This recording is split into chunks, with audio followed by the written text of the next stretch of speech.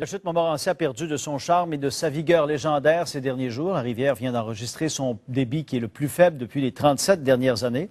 Raison au manque de précipitations cet hiver et cet été aussi. Mais malgré cela, les touristes sont au rendez-vous.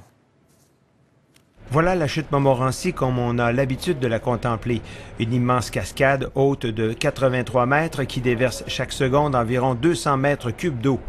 Voilà la même chute, mais presque à sec, puisque son débit a atteint un minimum record de 2 mètres cubes d'eau cette semaine.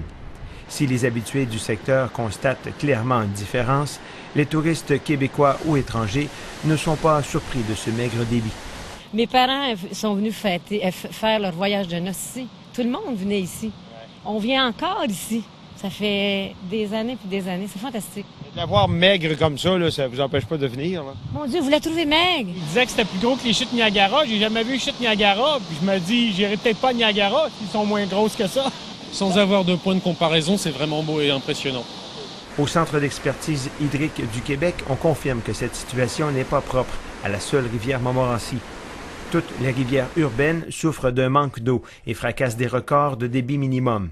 Mais pour l'attrait touristique numéro 2 à Québec, après le Château Frontenac, c'est la catastrophe.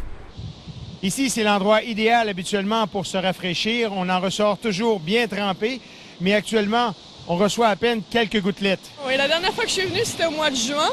Et on était sur le parvis qui est là, juste là, et on était vraiment trempés. Les travaux de réfection du barrage de Boralex en amont de la chute ne changent rien au débit d'eau.